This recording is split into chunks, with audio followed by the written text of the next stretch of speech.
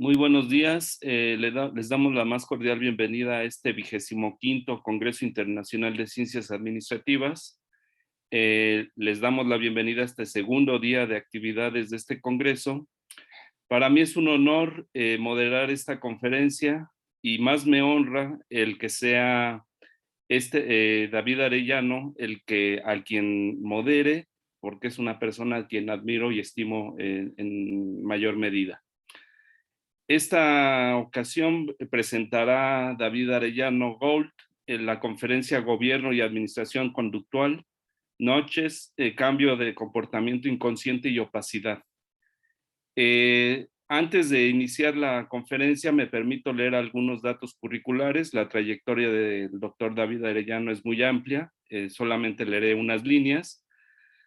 El doctor David Arellano Gold es profesor investigador del Centro de Investigación y Docencia Económica, doctor en Administración Pública por la Universidad de Colorado. Sus investigaciones han versado sobre la introducción de la variable organizacional en diversos aspectos de la administración y las políticas públicas.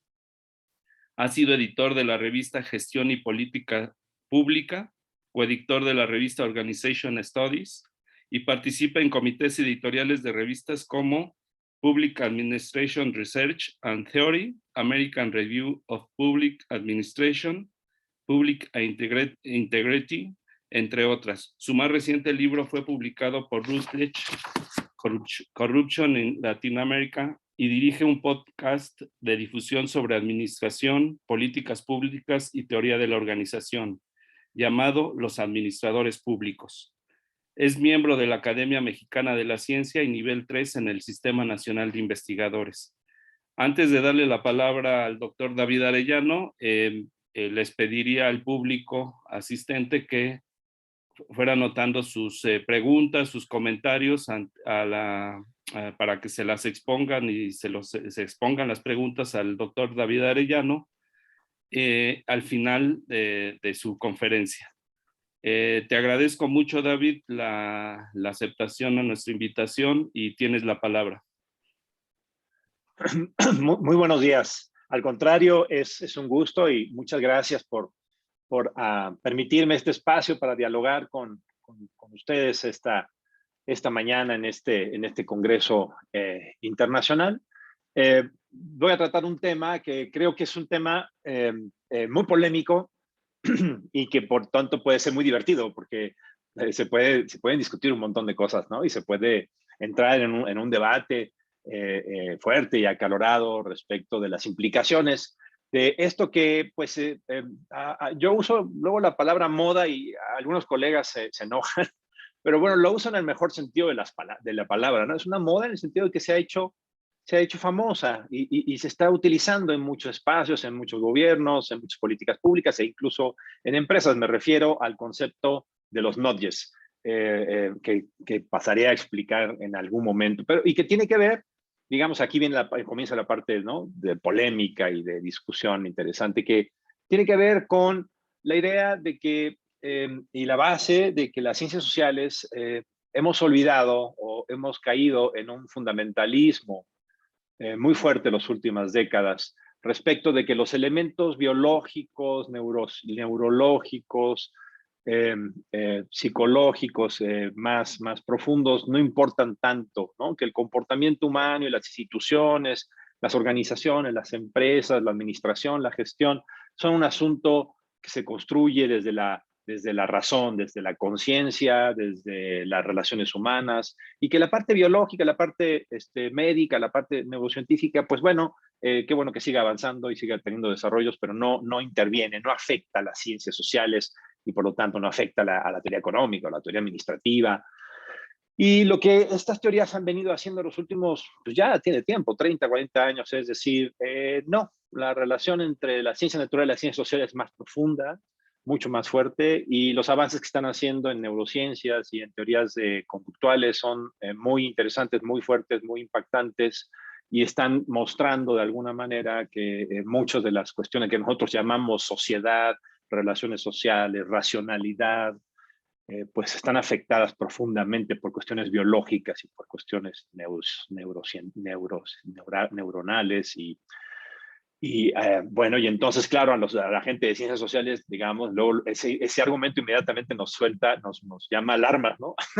Y nos empiezan a aparecer, digamos, las alarmas de, ahí en la torre, bueno, pero pues acordémonos, ¿no? De esas teorías eugenésicas, ¿no? Todo lo contrario, digamos, donde la biología determina el comportamiento y determina, ¿no? La valía o la inteligencia, o lo que socialmente se hace. Entonces empiezan a aparecer, digamos, pues alarmas, siempre que se dice, oigan, pero es que si nos vamos del fundamentalismo social y ahora nos vamos al fundamentalismo naturalista, pues entonces vamos otra vez a un darwinismo social, ¿no? Y a teorías autoritarias de ese tipo, hay que tener cuidado. Y ahí creo que forma parte este debate, porque de alguna manera lo que voy a presentarles son los avances que tocan más cerca a nuestra disciplina, a la disciplina de la administración, ¿no? Y las disciplinas económicas, a las disciplinas de administración pública, y que son avances de estas disciplinas, de las neurociencias, de la psicología conductual, de la psicología clínica, que están teniendo un impacto muy fuerte en estos campos ya, digamos, ¿no? Y que sus desarrollos siguen avanzando, por más que, digamos, muchos en ciencias sociales podamos oponernos o decir que no van a funcionar o que son peligrosas o que tienen riesgos involucrados, pues están avanzando. Y parte de la presentación pues es presentarles platicarles lo que está sucediendo en estos campos y cuáles son sus argumentos, que vale la pena entender desde dentro sus argumentos, y entendiendo desde dentro sus argumentos, pues podemos, creo yo, discutir con más solidez, digamos, los límites o los riesgos, o de plano lo innecesario que sería aceptar la entrada de estas disciplinas o el impacto de estas ciencias mucho más desde la lógica de las ciencias naturales y las neurociencias en nuestro campo. Entonces voy a compartir una presentación.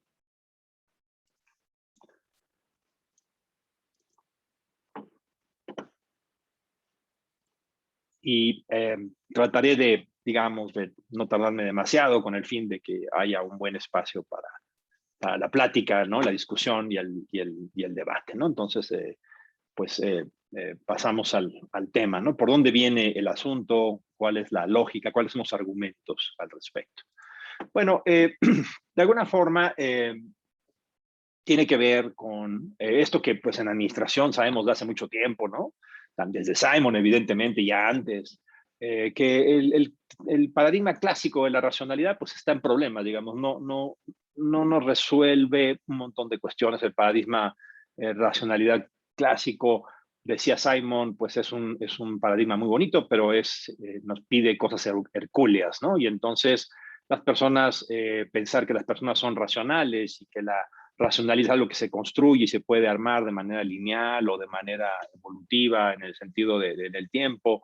Y pues es algo muy fuerte en muchas de nuestras disciplinas en ciencias sociales todavía, pero tiene una gran cantidad de problemas y de anomalías, como diría Kuhn, ¿no? Es un paradigma que tiene problemas. Pero es tan fuerte este paradigma que, bueno, pues hasta tenemos categorías que alguien ha utilizado como el actor racional unificado, ¿no?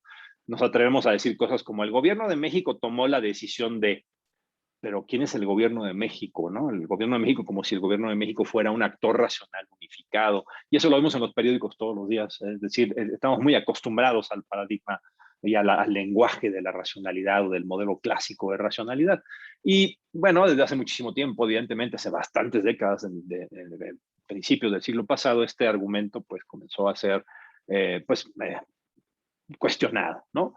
Y el derrumbe, por llamarlo de una manera muy exagerada, del paradigma clásico, pues llevó a muchas aristas y a una explosión de estudios interesantes, dentro de los cuales yo me voy a concentrar, digamos, en estos dos que son parte de esta ola de argumentos y de teorías que fueron mostrando con experimentos, con argumentos, con variables, a lo largo del tiempo, que el paradigma clásico de la racionalidad tendría que ser modificado y tendría que ser puesto en un lugar muy especial, y comenzar a entender más bien que los fenómenos sociales, los fenómenos políticos, organizacionales, tienen que ver mucho con una cuestión más bien de otro tipo de racionalidades que aparecen en el espectro humano. Lo que ahora, muy pomposamente, creo yo, ha renacido con el concepto de ciencias del comportamiento es un buen ejemplo, ¿no? Esto de la ciencia del comportamiento es una categoría vieja, por cierto, pero bueno, hoy día está utilizado como muy pomposamente. Y hay gente que se presenta ya como experta en ciencias del comportamiento, lo cual está muy bien. Digo, simplemente lo que quiero plantear es lo pomposo del argumento, ¿no? Y bueno, lo que esta ciencia del comportamiento han venido diciendo, y lo vamos a platicar un poco más de detalle adelante, ¿no? Pues tiene que ver con que los límites de la racionalidad no es una patología, sino los límites de la racionalidad es la parte sustantiva y elemental del comportamiento humano. Y hay una explosión de estudios respecto de cómo los seres humanos tomamos decisiones en la realidad. Y no me refiero solamente como individuos, sino también como personas dentro de las organizaciones, de las empresas, de los gobiernos. Vamos a hablar de estas teorías y ejemplos que son muy famosos en esta discusión, ¿no? Las uvas agrias, las fallas de voluntad, el fenómeno Ulises o las decisiones estilo Ulises, que son ya pues categorías que en estas llamadas ciencias del comportamiento pues son muy comunes y vale la pena, aparte de lo bonito que suenan, ¿no? Las teorías de las uvas agrias, las teorías de las decisiones estilo Ulises, tienen un fundamento incluso a veces clínico y a veces experimental.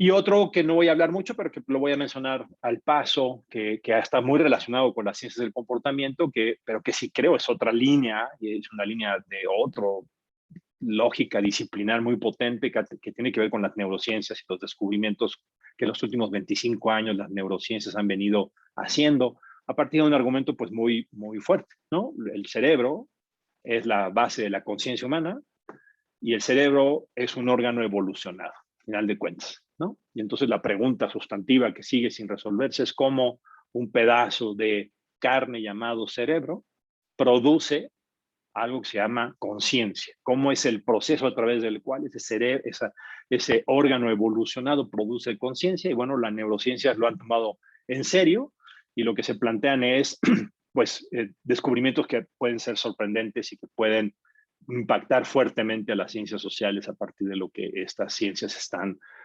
debatiendo y están analizando con nuevas tecnologías y nuevas técnicas que los han llevado pues a conclusiones que ahora lo verán ustedes, pues son para nosotros de un impacto muy, muy fuerte. Para nosotros en las ciencias sociales son pues de un impacto muy fuerte.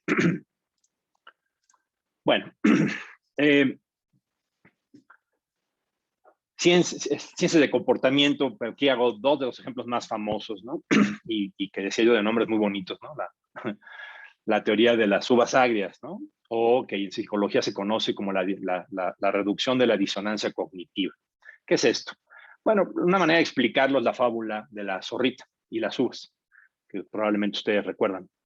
Una zorrita va en el campo y encuentra un árbol con uvas y se le antojan las uvas. Y entonces la zorrita quiere alcanzar las uvas durante muchos intentos, no lo logra, frustrada, se sienta, ve a las uvas y entonces se dice a sí misma, bueno, no importa porque estaban agrias.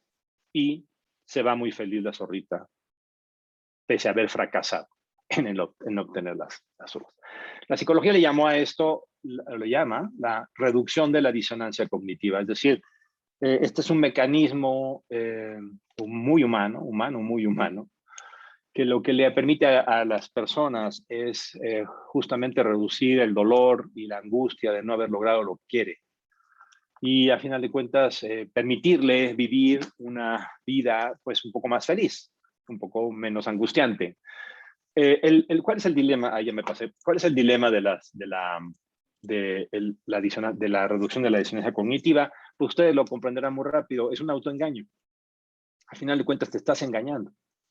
Pero ese autoengaño es positivo muchas veces. Es decir, te permite reducir tu frustración, te permite que no te desmotives, te permite tener una visión más optimista sobre la vida o acomodar los factores de la vida de una forma que no choque con tus creencias y que tus creencias acaben siendo dolorosas de seguir y de continuar.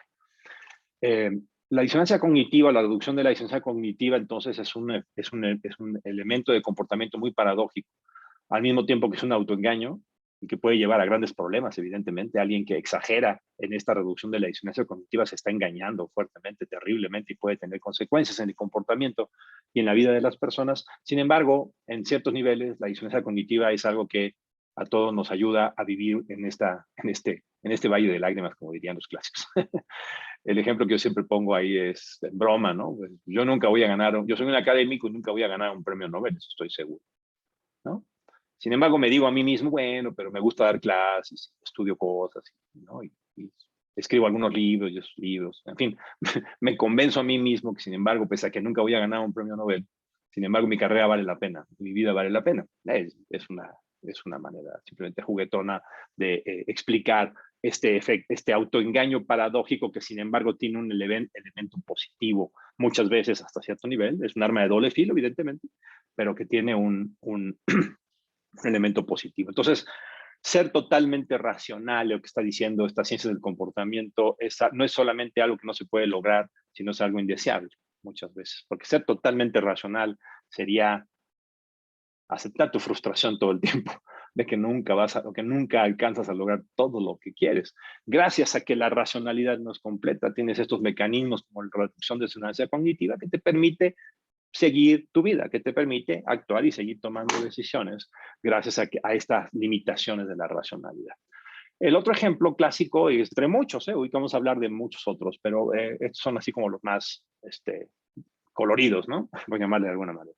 Pero es el asunto del efecto Ulises que se le conoce, ¿no? Ustedes recordarán, ¿no? Ulises en la Odisea llega un momento en el cual le dicen que va a llegar al espacio de las sirenas y que en el espacio de las sirenas el canto de las sirenas es irresistible prácticamente y que es seductor, y el problema es que cuando te seducen pues te matan y que si tú no resistes el canto de las sirenas pues vas a perecer en el camino. Ulises toma una decisión que para muchos puede sonar, en el mundo moderno puede sonar muy extraña, porque lo que hace es se amarra al mástil. En otras palabras, dice la metáfora, digamos, a lo que lleva en la ciencia del comportamiento es a hablar de lo que se llama fallas de voluntad.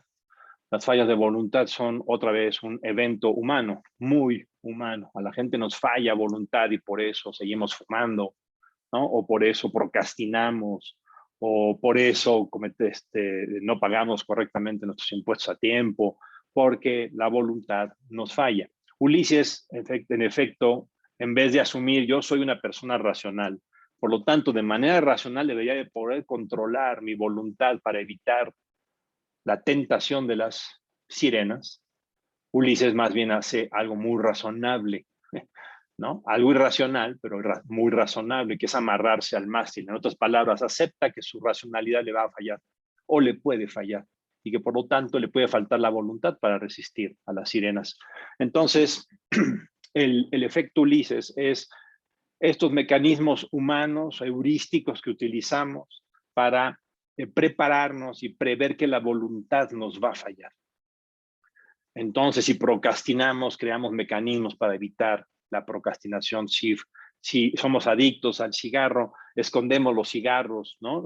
No es algo que tú dices, oh, mañana voy a dejar de fumar. Algunas personas lo logran, pero otras más bien dicen, yo tengo que mantener los cigarros por ahí cerca, saber que existen, pero los escondo. Qué curioso, los escondo, pero yo sé dónde están los cigarros. Y sin embargo, es una manera, al estilo de Ulises, de enfrentar mi posible falta de voluntad para actuar de manera razonable, ¿no? Es decir, lo que la ciencia del comportamiento nos están diciendo es, hay una serie de eventos que pueden sonar paradójicos, pero que son construcciones psicológicas, humanas, muy humanas, que nos permiten, por paradójicas que sean, actuar, sobrevivir, tomar decisiones. No es el camino de la racionalidad directa, porque a veces la racionalidad directa no funciona, no es posible y es más, a veces no es deseable, sino los seres humanos hemos avanzado, hemos desarrollado, hemos evolucionado para tener una serie de mecanismos que pueden ser irracionales o sonar poco racionales y sin embargo son fundamentales para que nosotros en la práctica, en el día a día, vivamos, decidamos, nos enfrentemos a los dilemas que la realidad nos impacta.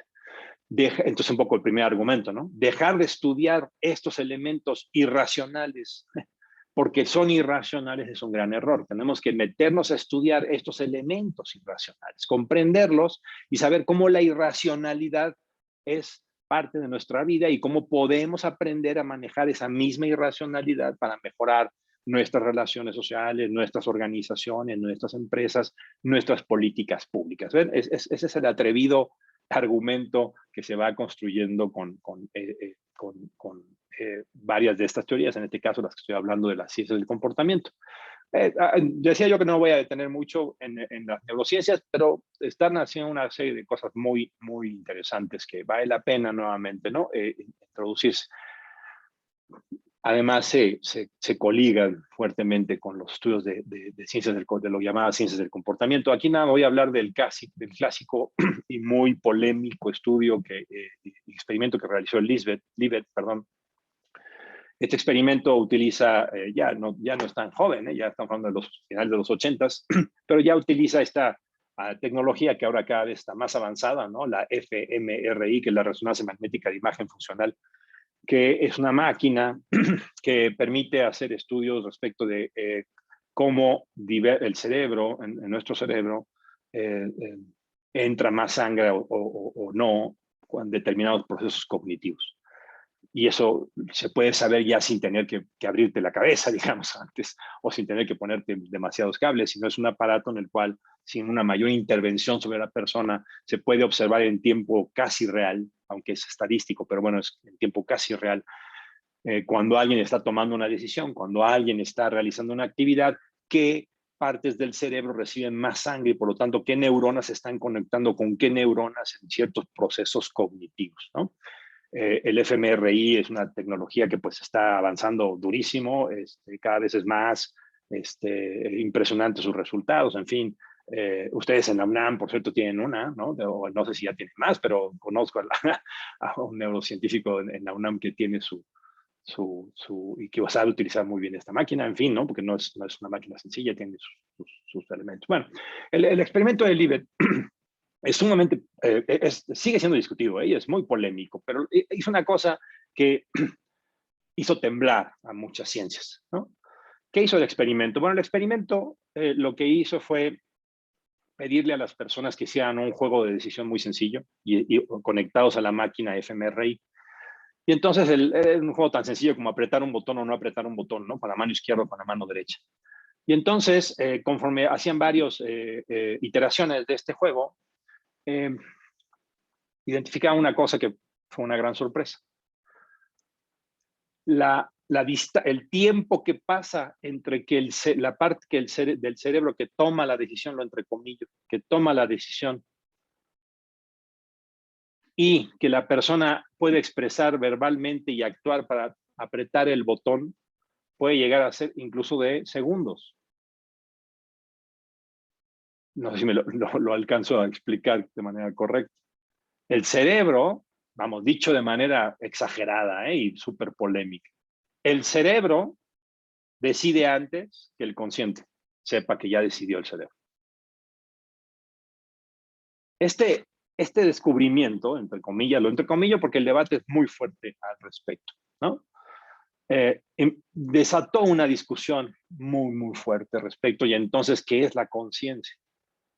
Cuando nosotros decimos, ya tomé una decisión, la noticia es que en nuestro cerebro, varios décimas de segundos, si no es que segundos antes, el cerebro, cualquier cosa que signifique, llamemos el cerebro, ya tomó la decisión.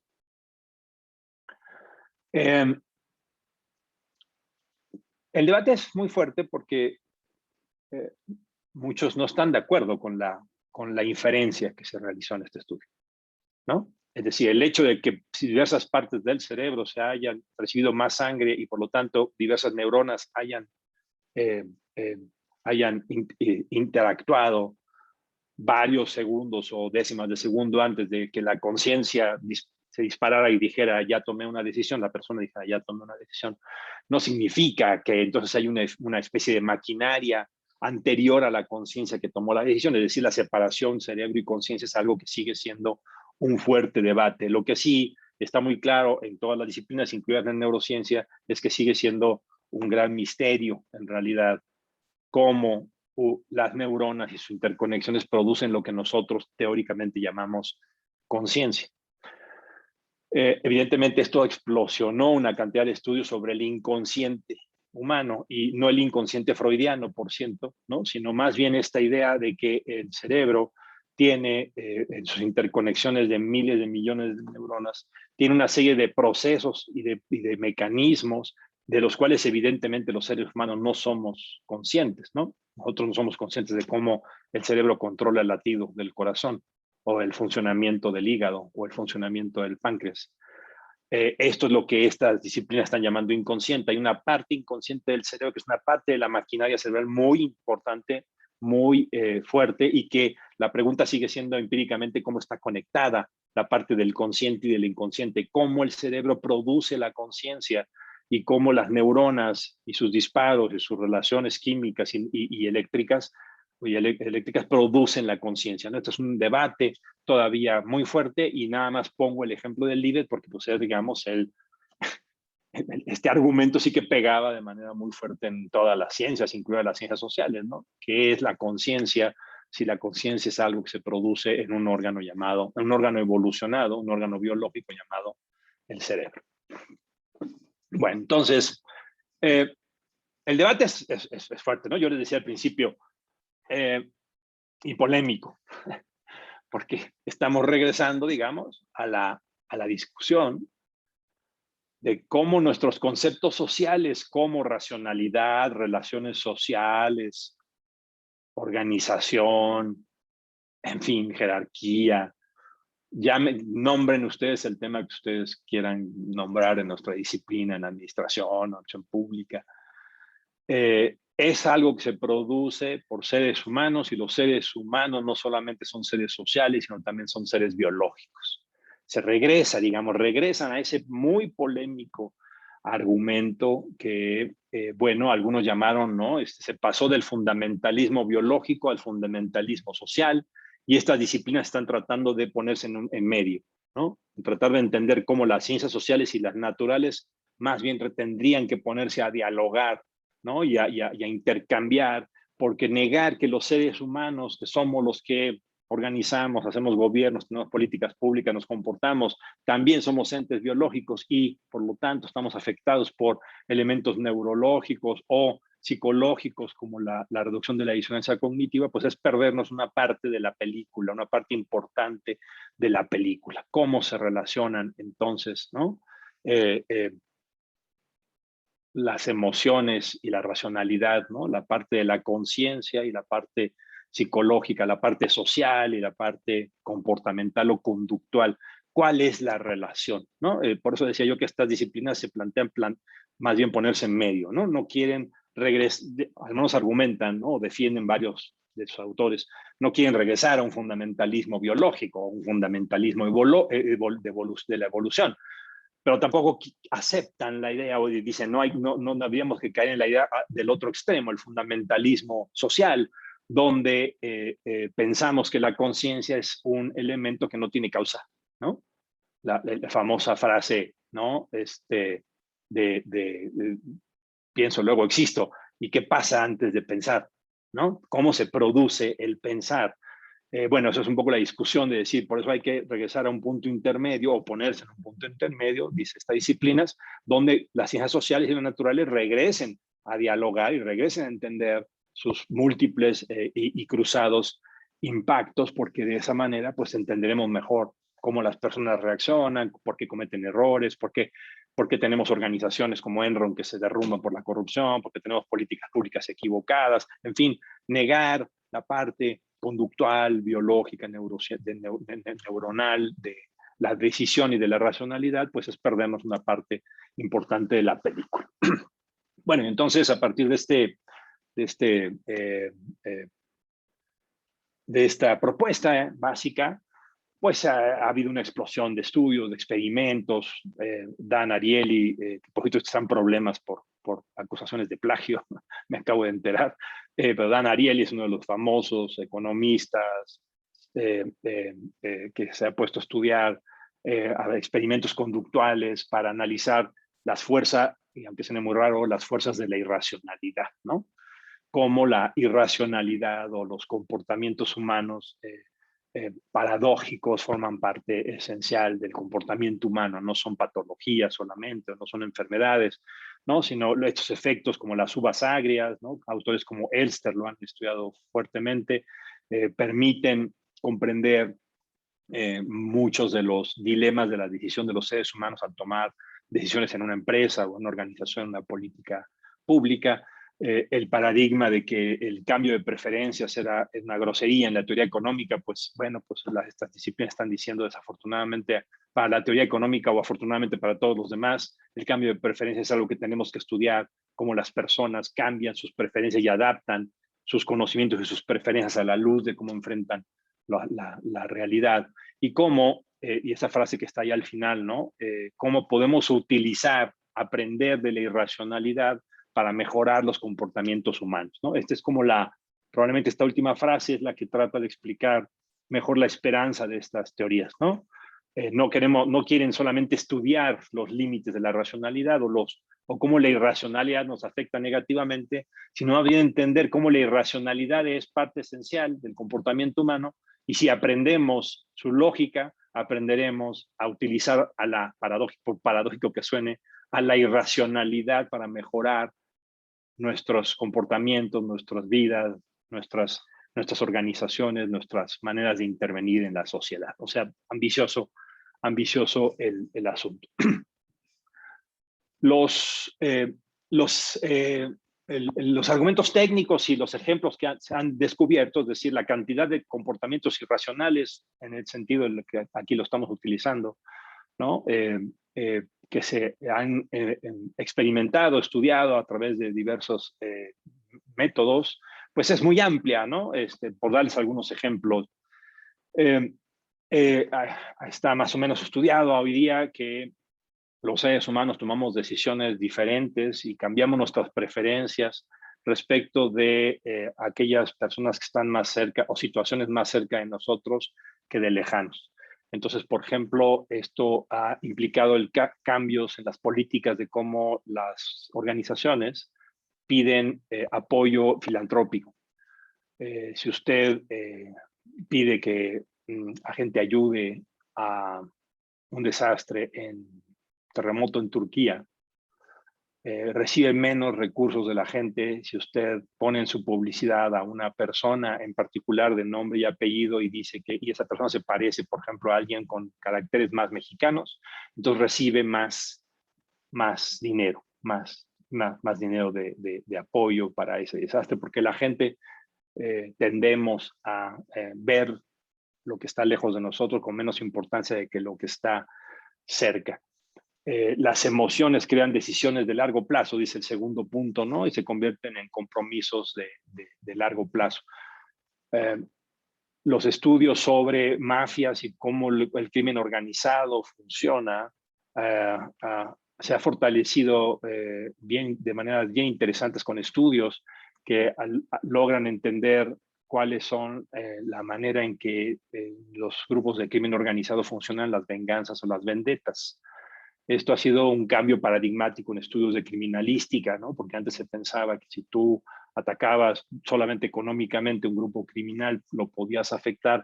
Ahora lo que debes de entender es que en realidad hay una serie de procesos, de relaciones, de cercanía, de códigos de conducta, códigos de ética, por raro que suene en el crimen organizado, que le permiten funcionar como organización. Y entonces el entender este tipo de dinámicas suena paradójico, pero ha permitido ampliar la perspectiva respecto de diversos problemas como los que estoy mencionando, ¿no? La importancia de los hábitos, por ejemplo, ¿no? El peso que tienen los hábitos y la dificultad para cambiarlos, ¿no? Lo que estamos viendo hoy día, la batalla por los marcadores en los alimentos, ¿no? Los esfuerzos que se han hecho sistemáticamente por decirle a la gente tomar demasiado azúcar es dañino, tomar demasiado sodio es dañino, el cigarro produce cáncer, el alcohol es una droga. Bueno, pues ya hemos visto la evolución que ha tenido el etiquetado, ¿no? Y ahora tenemos estos círculos gigantescos, ¿no? Que ya de una manera muy evidente. Le dicen, estás tomando demasiado sodio, o demasiado azúcar, o demasiadas calorías, pues bien tienen mucho que ver con este asunto de los estudios de cómo se reduce, a final de cuentas,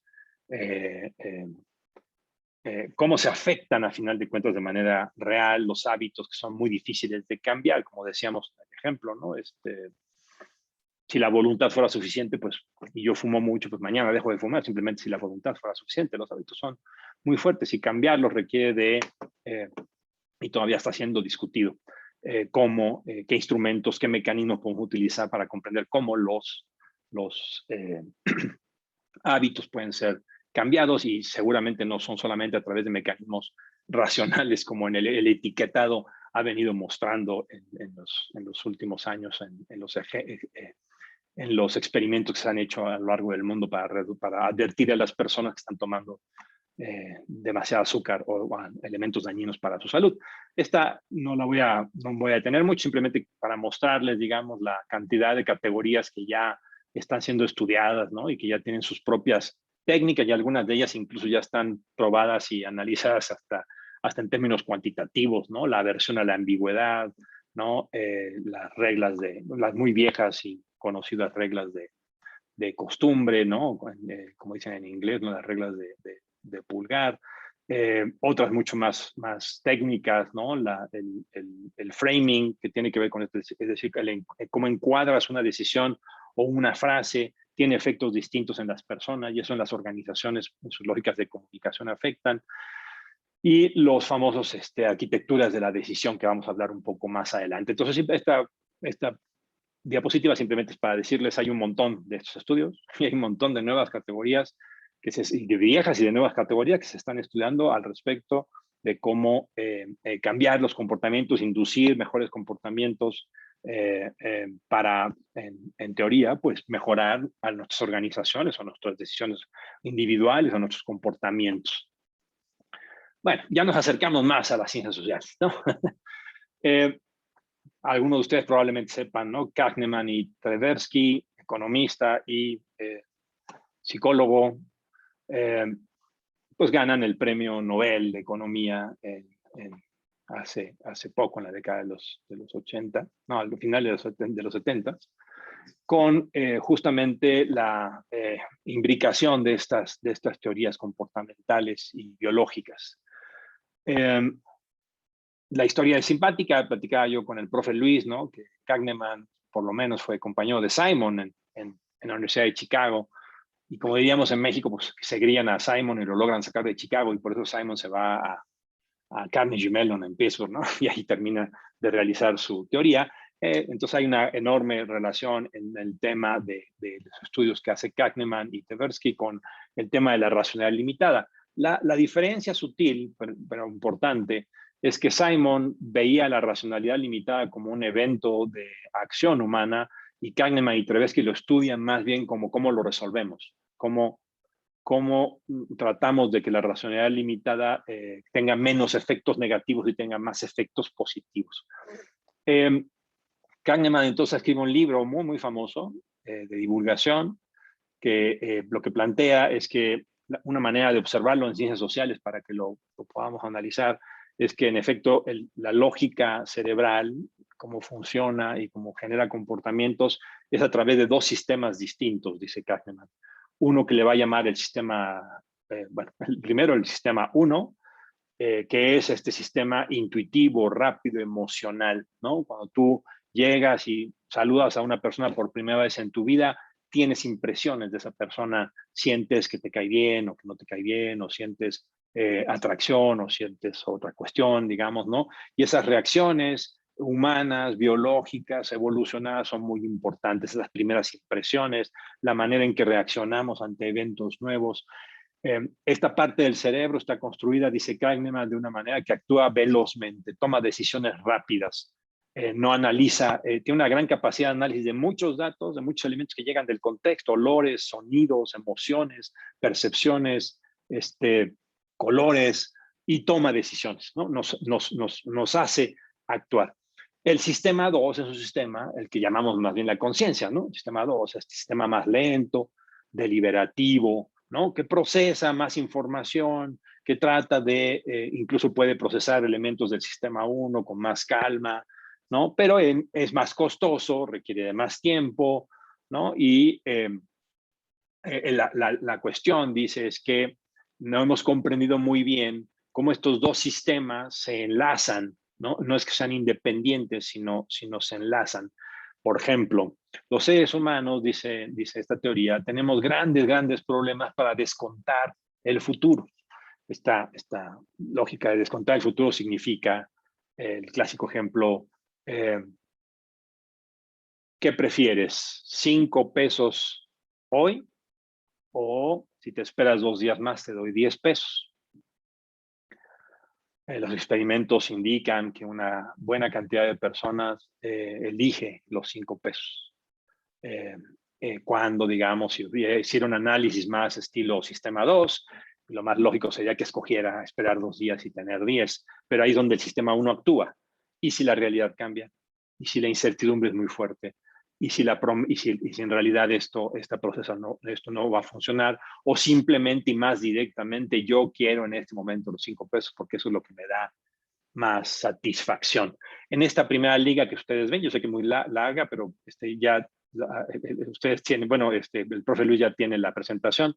En esta liga de YouTube ustedes verán un experimento muy famoso que es el experimento de los bombones, ¿no? Ponen a niños de menos de 3 años con una opción, ¿no? Y les dicen, te voy a dar este bombón, si te esperas 20 minutos te voy a dar otro bombón, ¿no? Y la persona se sale del cuarto y el niño está siendo filmado, ¿no? Los niños, las niñas están siendo filmados y entonces se ve las reacciones de los niños para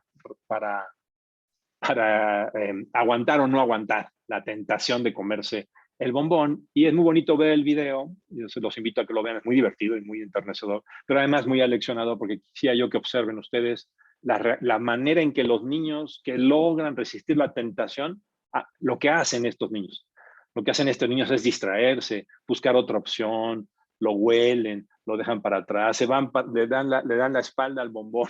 Es decir, estrategias de Ulises muy claras, estrategias ¿no? de controlar la voluntad para evitar acceder al bombón.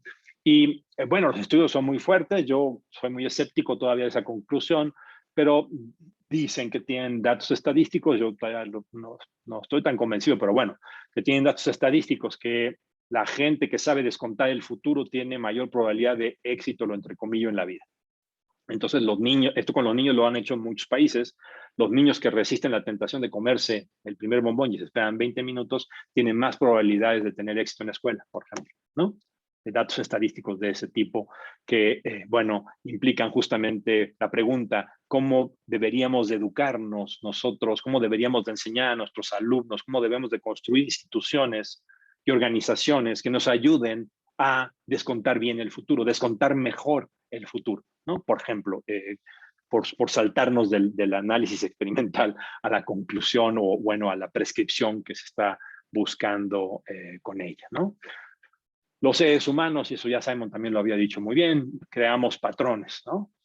Nuestro cerebro inmediatamente crea patrones y los patrones acaban siendo luego la manera en que tomamos las decisiones o enfrentamos la vida, ¿no? Esta segunda liga que ustedes tienen acá es nuevamente otro experimento donde se nos pone una serie de dibujos que se mueven, ¿no? Y pues no conozco a nadie que no construye una historia con los dibujos que se ve que se están moviendo, ¿no?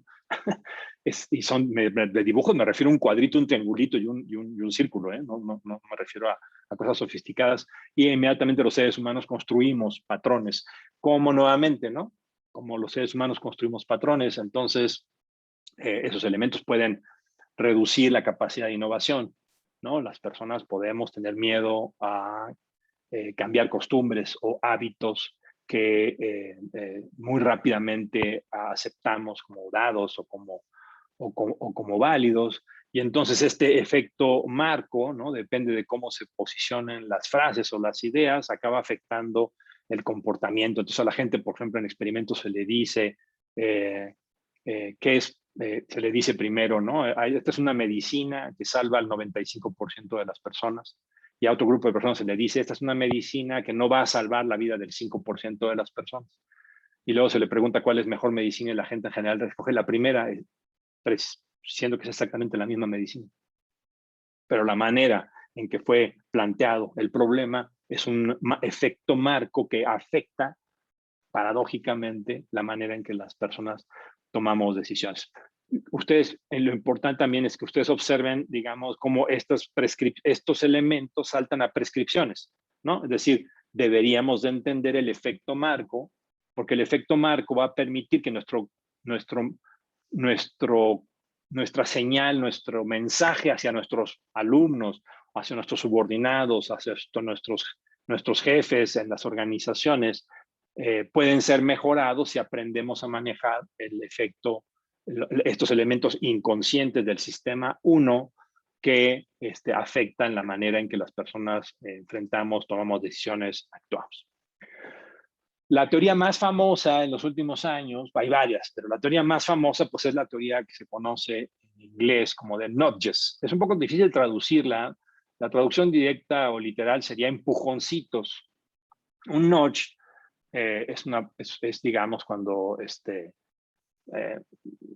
vas en la calle con una amiga, ¿no? Y está pasando una cosa importante en una cafetería y tú no te das cuenta y entonces la persona te da un codazo y lo que hace ese codazo es que te alerta y ya dices, es que no había visto lo que estaba pasando en la cafetería, ¿no? O sea, un pequeño y muy pequeño y muy amigable codazo para que pongas atención.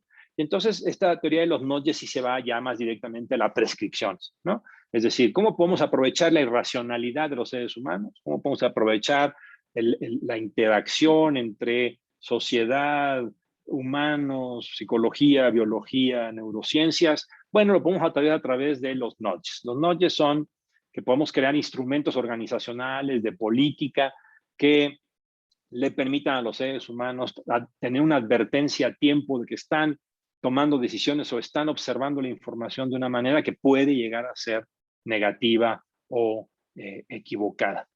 Ellos le llaman que a final de cuentas se debe de dejar a las personas en libertad de tomar esas decisiones, pero que el notch ayuda a que la persona al menos sepa y se le diga, mira, puede ser que estés tomando una decisión, puede ser que estés entendiendo lo que te está diciendo de una manera equivocada o que te afecta negativamente y no te estás dando cuenta.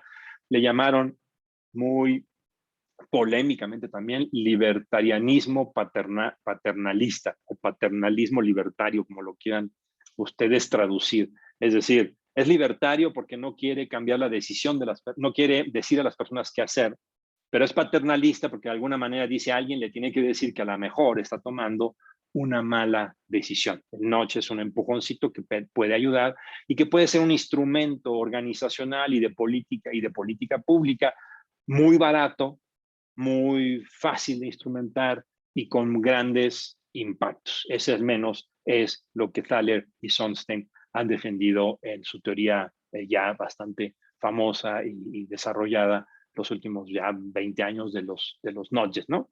Es decir, esta sí ya es una teoría que enlaza, que cumple esta promesa, ¿no? De que uno puede hablar del comportamiento humano y su racionalidad, incorporando elementos de las fallas de la racionalidad, de las fallas de la voluntad y por lo tanto de instrumentos que nosotros podemos construir y diseñar como los nudges para ayudarle a los seres humanos a tomar mejores decisiones y evidentemente a las organizaciones a armar mejores estructuras y mejores procesos y a los gobiernos a tener mejor recaudación de impuestos o mayor eficiencia en las organizaciones gubernamentales. Una teoría ambiciosa, ¿no?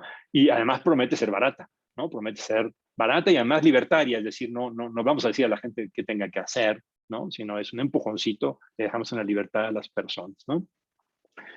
Algunos ejemplos, no me voy a detener mucho, ya casi estoy en el límite del tiempo.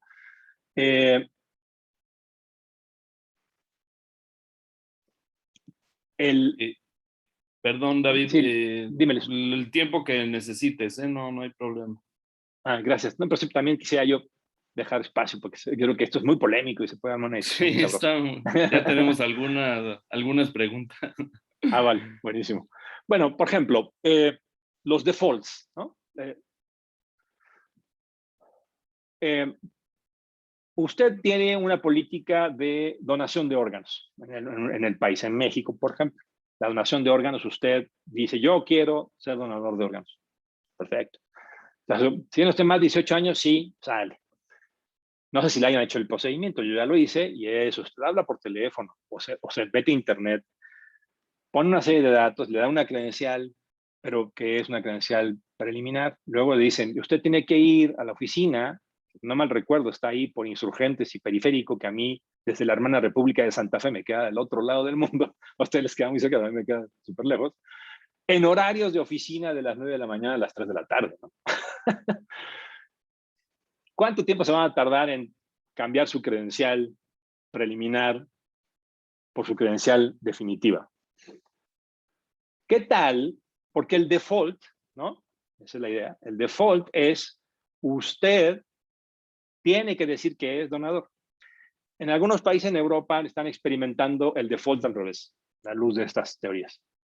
En otras palabras, usted al cumplir 18 años es automáticamente donador, a menos que usted no quiera. Entonces, si no quiere, entonces tiene que hacer el proceso. Tengo que entrar a internet, tengo que avisar, y luego tengo que ir a una oficina a decir, quítenme de la lista porque yo no estoy de acuerdo en ser donador. Los efectos cuantitativos de la cantidad de gente que es donadora, formalmente hablando, pues son fuertísimos. Ustedes se lo imaginarán. Mucho más altos cuando el default es usted es donador al tener 18 años, que cuando el default es usted debe de a los 18 años decir si quiere ser donador. Si se observa el punto, el default acaba siendo el frame, esto que decíamos, ¿no? El marco acaba siendo muy, muy, muy importante. Es un notch, ¿no? Es un notch. O sea, ¿por qué no pensamos, ¿se acuerdan de esa palabra que Thaler y Sunstein decían, ¿no? La arquitectura de la decisión. Comprender cómo hacemos que cómo los seres humanos están tomando decisiones sobre qué elementos depende de la arquitectura de la decisión. En muchos países, no sé si en muchos, pero al menos en Estados Unidos, por ejemplo, en algunas ciudades, ustedes van a un restaurante y van a ver pegada una hoja con una letra, A, B o C. ¿Qué significa esa letra? Pues el grado de cumplimiento de las políticas y regulaciones sanitarias que tiene el restaurante. Usted está en la libertad de ir y sentarse en un C, en un restaurante C, no tiene problema, nada más sepa usted, le estoy retroalimentando un notch de que ese restaurante ha tenido algunas fallas en las regulaciones sanitarias. Y cuando usted va a 1A, sabe que, bueno, es un notch para todos lados, para los clientes, obviamente, y para los restaurantes, para no entrar en esas dinámicas. Decisiones complejas como la pensión, ¿no? Otra vez, descontar el futuro es muy difícil. Entonces, los jóvenes, generalmente, pues cuando uno es joven y le dicen, mira, ahorra para el retiro, porque cuando tengas 70 años, pues no vas a estar igual que hoy. Bueno, para un joven de 20, 25 años, 30 años, 40 años, imaginarse exactamente qué significa, qué va a ser su vida, cómo va a estar su cuerpo, cómo va a ser su situación cuando tenga 70 es muy difícil. Entonces, en algunos países también se ha experimentado con noches donde usted se sienta en una computadora, ¿verdad? Y le toman una imagen y esa imagen con un software comienza a envejecer. Artificialmente, evidentemente. Entonces uno se ve cómo va a estar a los 70 años y le empiezan a la derecha a decir, esta es la probabilidad de que usted tenga tal enfermedad o diabetes o problemas en las rodillas. Y entonces con ello lo que han logrado es incrementar el nivel en que la gente, por lo menos en el corto plazo, decide ahorrar más por para su pensión, ¿no? Los nudges esta teoría de los nudges ha aplicado instrumentos muy fuertes en varios países. En el Reino Unido tuvieron, y sigue existiendo, ya no es tan poderosa, una unidad de nudges, ¿no? El gobierno de Obama también creó una unidad de nudges en su momento, creo que esa ya no existe. En fin, en varios países están estas unidades que están dedicadas de tiempo completo a pensar, ¿no? ¿Cómo cambiamos el recibo de la luz para que la gente, ¿no? Sepa que está gastando demasiado, pero no le obliguemos a que gaste menos, sino más bien sepa por su propia voluntad ahorrar. O le damos a la gente un papelito donde le decimos, usted está en esta colonia, es del 80% más alto que paga sus impuestos de manera adecuada, y entonces genera un efecto o buscan generar un efecto colectivo, ¿no? Decir, ah, caray, es decir, hay vecinos que pagan mejor los impuestos que yo. Ah, no, no, no, ¿cómo va a ser eso? Voy a pagar mejor mis impuestos a tiempo, ¿no? Porque yo no puedo estar en el 80%, debo de estar en el 100%, ¿no? Aprovechando que la gente, pues eso, se relaciona, se comunica, habla, vive en comunidad. Aquí está lo que les decía, ¿no? En Inglaterra está de la unidad Notch, se le conoce en corto, ¿no? Tienen estudios muy interesantes, experimentos, algunos fallidos terribles, ¿no? También les ha pasado al revés, ¿no? Donde la gente se da cuenta que es un Notch, se enoja, ¿no? Hicieron un experimento con basura, con los botes de basura y con la recolección de basura, y como la gente se dio cuenta que era un notch y no les habían explicado bien que era parte de un experimento, se súper enojaron, ¿no? Y empezaron a tirar la basura en la calle y se negaron. O sea, también están esos casos donde se les ha volteado el asunto. Justo por eso, porque los notches, pues, y aquí ya comienza, ¿no?, la otra parte del debate, ¿no? Aquí está el instrumento, aquí están las ideas, suena muy bonito, aquí está la moda, y que se ha discutido en términos de las consecuencias no deseadas o los problemas de la teoría, y con esto voy terminando. No, bueno, pues claro, muchos de estos cambios a través de los notches pues no son durables, ¿no? No generan identidad.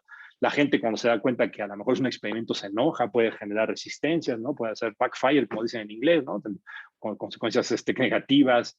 ¿Qué pasa con la sociedad y con el grupo, ¿no? Es válido hacer notches a los individuos para que cambien sus comportamientos sin comprender cuáles son los efectos que eso tiene en la organización, más amplia, en la sociedad más amplia, ¿no? Y qué tan en el fondo estamos jugando con el inconsciente de las personas y por lo tanto de manera muy opaca construyendo esto que aquí vamos a ver acá llaman los psicócratas.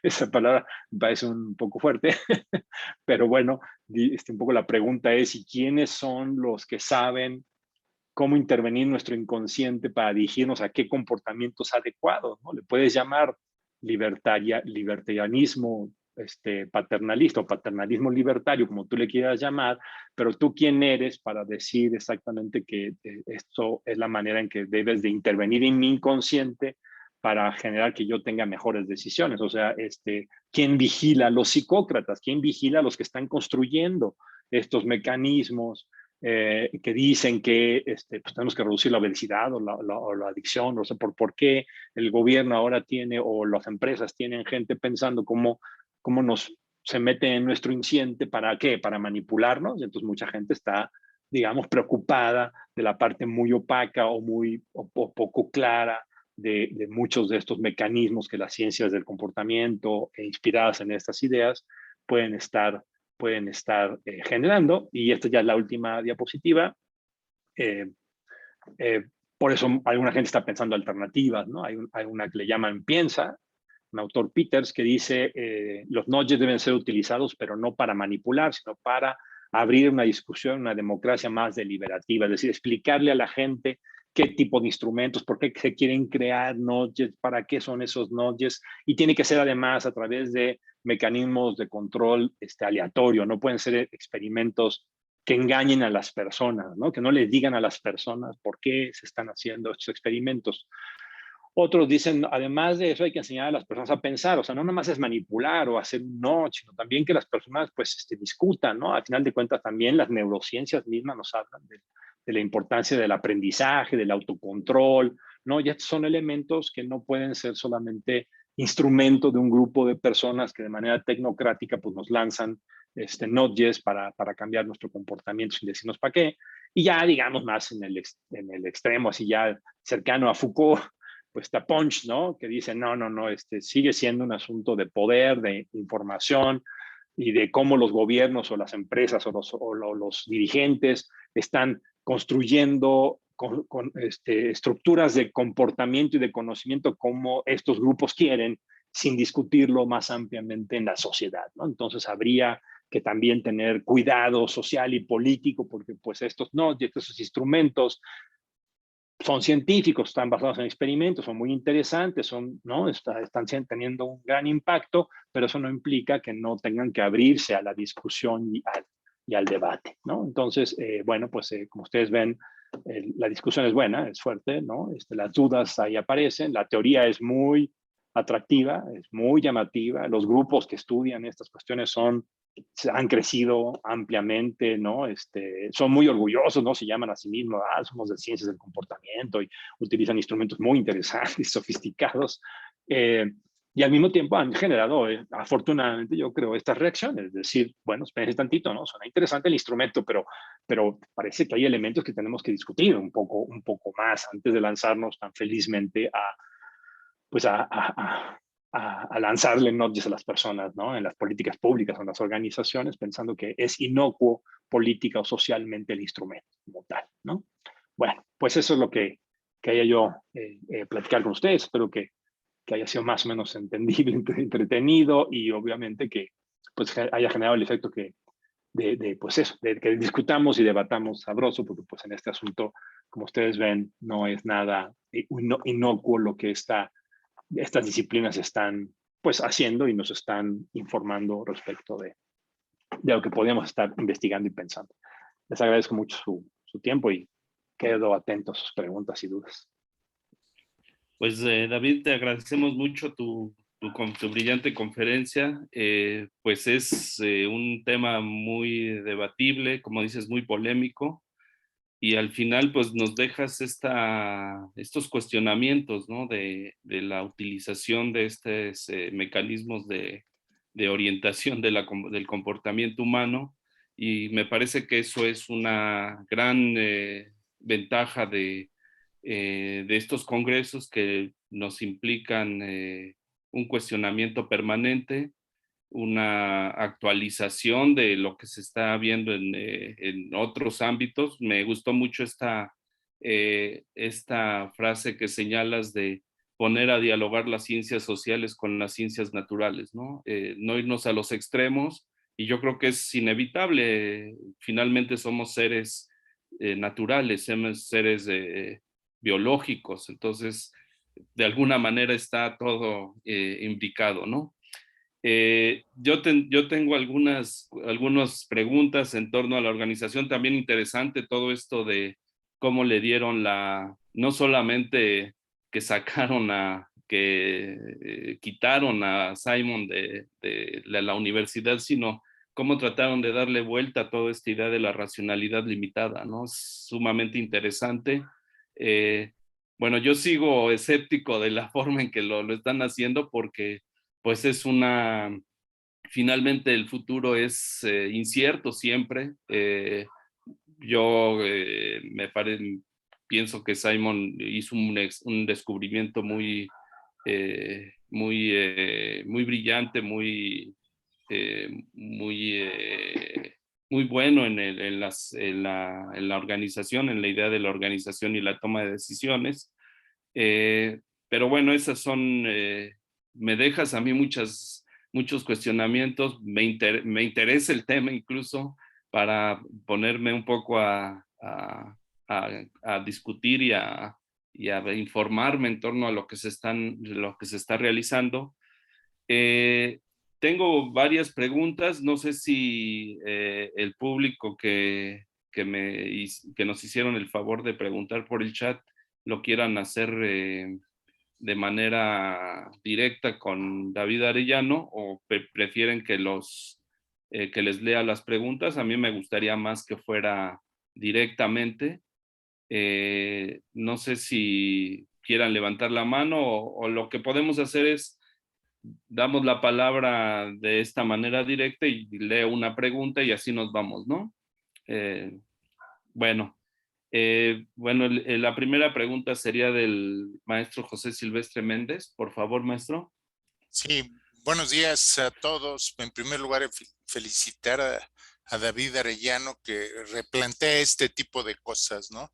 Otra vez esta discusión de abrir las ciencias sociales, incluso hacia las neurociencias, ¿no? Muy discutido, muy discutido, ¿no? Pero yo creo que sí es muy válido todo esto. Yo creo pues que no hay absolutos, que no puede haber absolutos, ¿no? A mí me parece que es ver otra vez el planteamiento, pues si podemos decir desde Heráclito, Hegel, incluso Marx, ¿no? Estas contradicciones, esta lucha de contrarios, porque yo no creo que nos vayamos hacia un solo lado, ¿no? Ayer se discutía en otro panel, David, la cuestión entre el homo economicus y el hombre administrativo. Pues yo creo que esa es una parcialización del ser humano integral que es muy complejo, ¿no?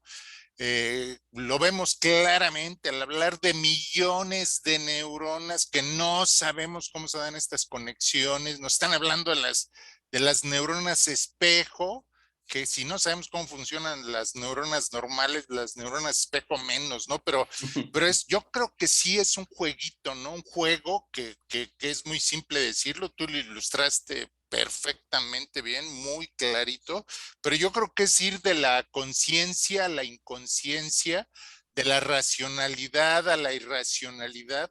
Yo doy clases de microeconomía y explicar la preferencia de los consumidores, pues ya es obsoleto. Esa teoría ya no nos sirve, ¿no? Porque resulta que las compras son irracionales. Entonces ves un comercial de Palacio de Hierro y se va la irracionalidad completamente. ¿Por qué compraste esto? Pues porque estaba de oferta. ¿Para qué sirve? Pues quién sabe, pero estaba de oferta, ¿no? Entonces yo sí creo que tendríamos que aplicar la dialéctica, ¿no? Entre este sistema uno que nos plantea Kahneman, muy interesante su libro, ¿no? De divulgación, pero de más de 1000 páginas, ¿no? Premio Nobel de Economía, entonces súper interesante. Entonces, no cualquiera le entra, hay que leer a los clásicos, decimos ayer, hay que leer a los autores. Y bueno, esto me encantó. Muchas gracias, muchas gracias. Muchas Muchas gracias, gracias. profe, muchas gracias. Bueno, tenemos una buena participación. Yo creo que no nos va a dar tiempo de ver todo, pero voy a leer una pregunta, la primera que realizaron. O no sé si quiera participar, doctor Cervantes. No sé si quiera hacer la pregunta directamente usted. O la leo la pregunta como... No, mejor léala porque anda medio mal mi internet. Ah, perfecto. Sí, gracias. Bueno, el doctor Javier Cervantes señala: felicitaciones por su exposición. Sí es muy ambicioso entender la irracionalidad del ser humano, pero coincido con usted que debe de tomarse en cuenta el comportamiento irracional.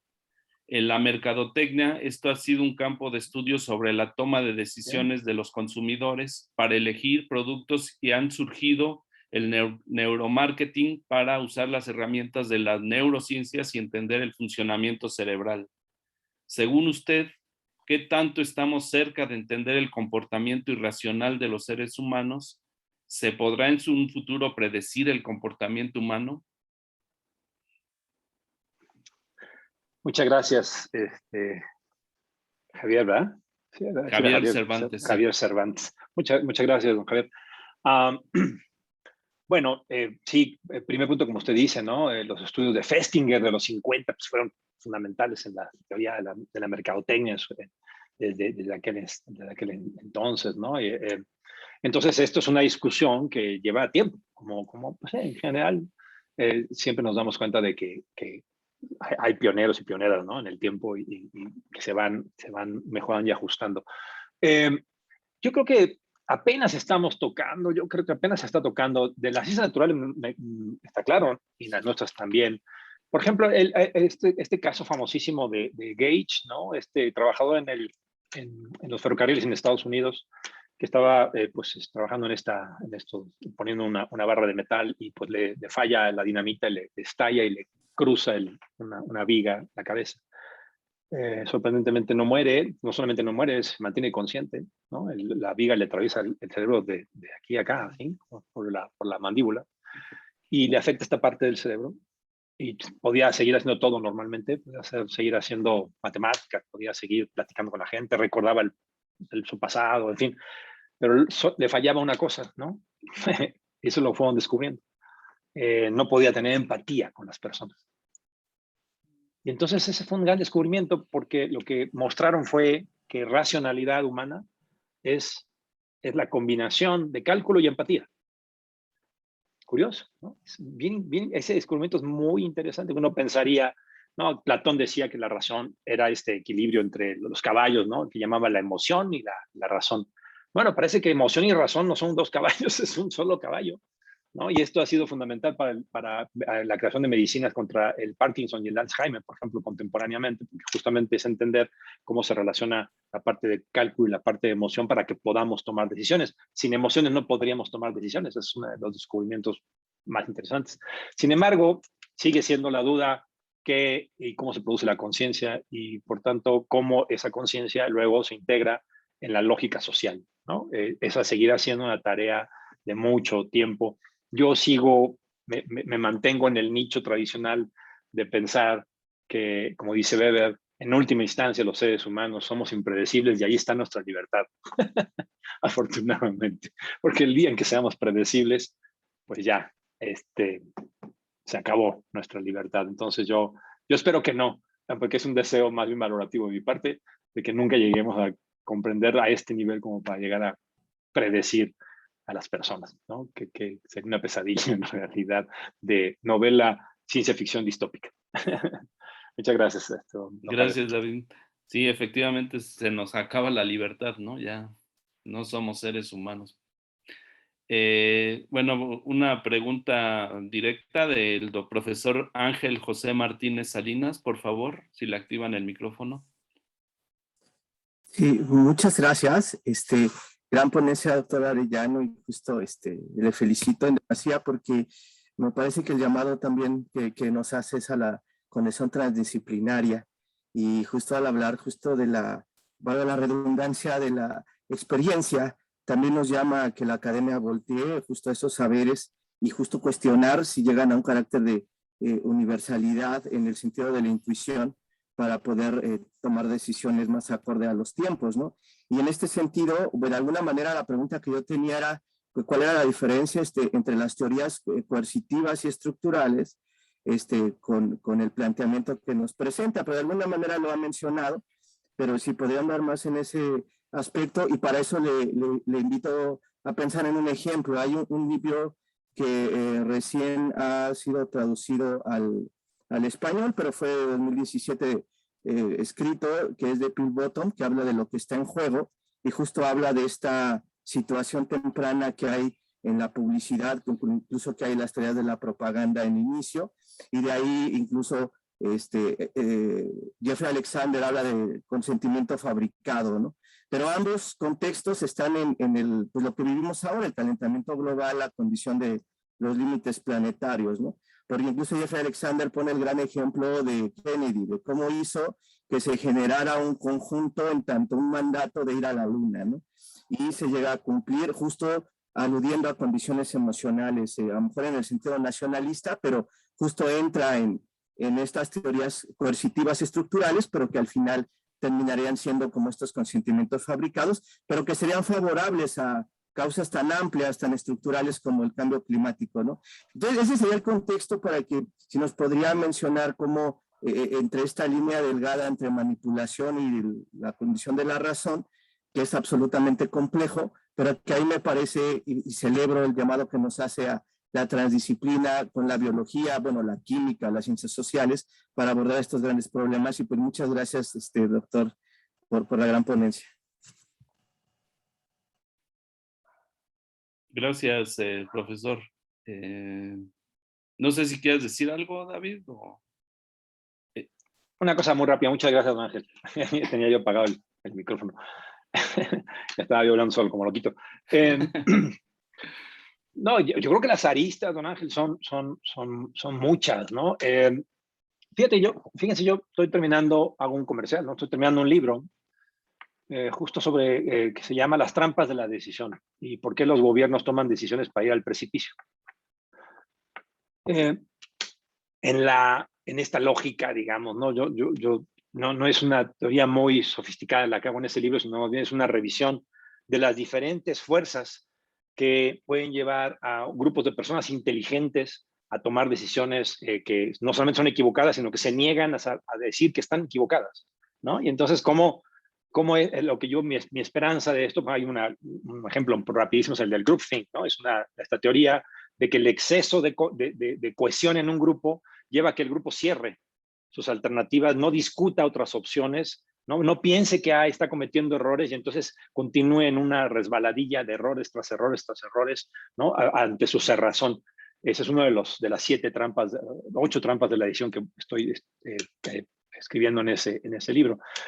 Claro, un poco porque conectándolo con la pregunta que usted me hace, es porque yo creo que hay un elemento de aprendizaje social bien fuerte, ¿no? Es decir, sí, claro, la manipulación siempre podrá estar ahí, eso forma parte de la política, en fin, ¿no? O sea, no habría que asustarse porque pues, ahí están esos elementos, pero el problema es que cada vez más las personas estamos conectadas, cada vez más lo que hacemos impacta en el medio ambiente o en la sociedad o en el gobierno, en la política, y se nos está acabando el tiempo. Entonces, hay un proceso de aprendizaje importante, ¿no? De aprendizaje social importante que yo creo que confío más, digamos, en esa lógica de apertura de la discusión y del debate que a una lógica un poco más directiva como la de nudges, ¿no? Que parece ser como en la línea de lo coercitivo, como lo puso usted, ¿no, don Ángel? Entonces sí, es un gran tema interesante.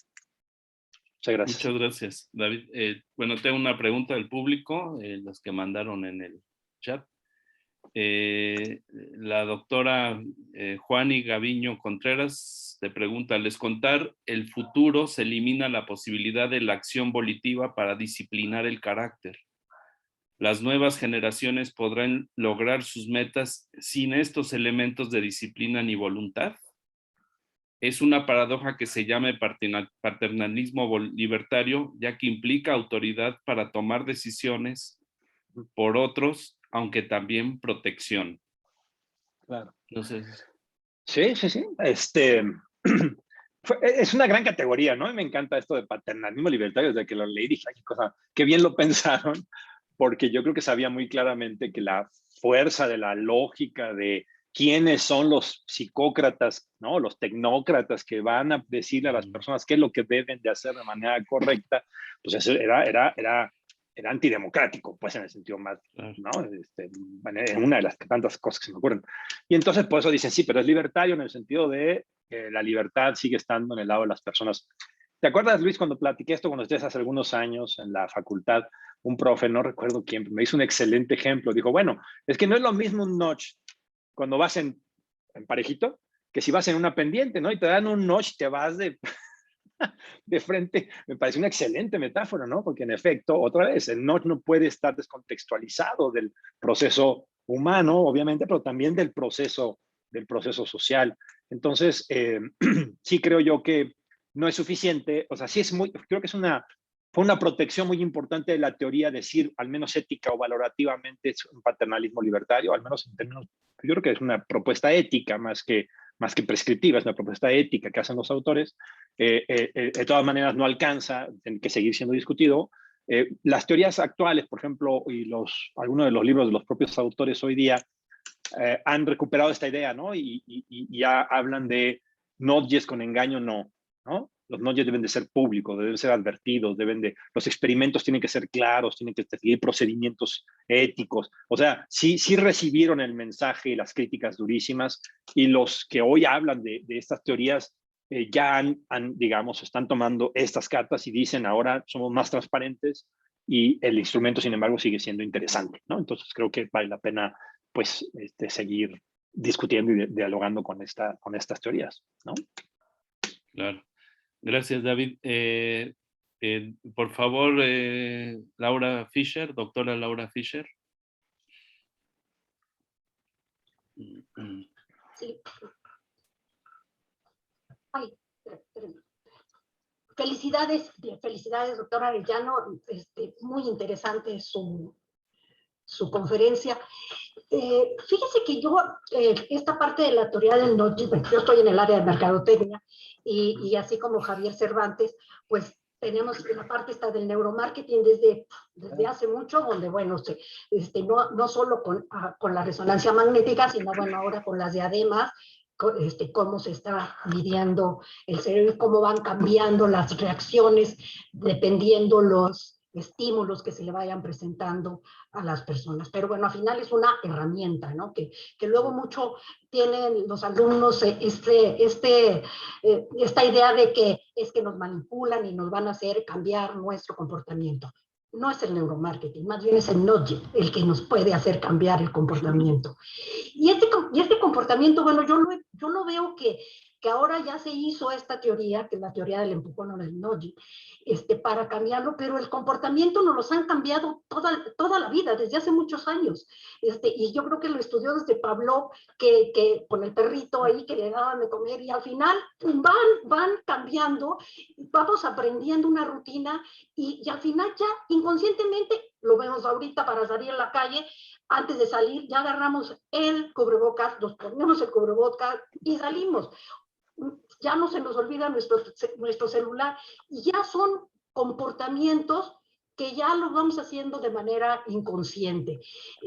Entonces, pues no sé si ahora que ya está, como que ya se encontró que entra dentro de esta teoría y todo, de qué manera podría encontrar esta diferencia de lo que ya se venía haciendo pues, con el comportamiento. Es que nos están siempre, desde hace muchos años, ya influyendo en la manera de comportarnos. Muchas gracias. Claro. Muchas gracias, doctora. Sí, pues uno podría pensar, y yo creo que sería bastante legítimo, que decir que este movimiento que hoy día, por eso yo decía que era medio pomposo, ¿no? La idea de las ciencias del comportamiento, ¿no? Medio pomposo, porque hubo ciencias del comportamiento por ahí de los 40 y de los 30 también, ¿no? Y así se llamaban esos grupos se llamaban ciencias del comportamiento. Entonces esto es como no es que haya aparecido, ¿no? Sino en efecto es una secuencia de varias disciplinas que se van conectando. El papel de la mercadotecnia en los nudges yo creo que ha sido fundamental, y citan a muchos de los autores, ¿no? Clásicos de los primeros, no sé si los primeros de esos estudios muy famosos en la década de los 40, de los 50, estudios clínicos psicológicos comenzaron a plantearse por qué la gente compraba cosas o por qué reaccionaba hacia un producto. Y entonces yo creo que ha sido una especie de acumulación. En todo caso, yo creo que el atrevimiento contemporáneo, a lo mejor si lo podríamos definir así, viene por el lado de regresarlo en una conexión más global, es decir, no solamente para productos, sino para servicios públicos, políticas públicas, decisiones de vida, ¿no? Y entonces le quitan un poco o más bien aprovechan lo aprendido en el lado de la mercadotecnia de los productos, y ahora se envuelve en un ámbito más amplio de aplicación de estos instrumentos, con que eso está bonito, ¿no? Un esfuerzo interdisciplinario muy, muy novedoso, creo, ¿no? Que eso sí es una conexión de muchas disciplinas que se están engarzando, ¿no? Y que creo que ¿no? Política pública, administración pública, gobierno, política en general, mercadotecnia, neurociencias, o sea, la combinación es muy atractiva. Y por eso creo que tienen razón en sentirse muy, muy pomposos en llamarle ciencias del comportamiento, ¿no? Entonces, sí, como en todo, hay que tratar de ver esa historia de cómo se fue armando el conocimiento y cómo las piezas estaban mucho tiempo en el camino, y ahora pues se han armado en un nuevo relativamente nuevo campo de conocimiento que pues vale la pena, digamos, debatir al menos con ese campo, ¿no? Muchas gracias, doctora. Muchas gracias. Una pregunta del chat de la profesora Margot Isabel Lalangui Balcázar. ¿Considera que la influencia de los medios de comunicación en la sociedad es adecuado para el uso de los nudge?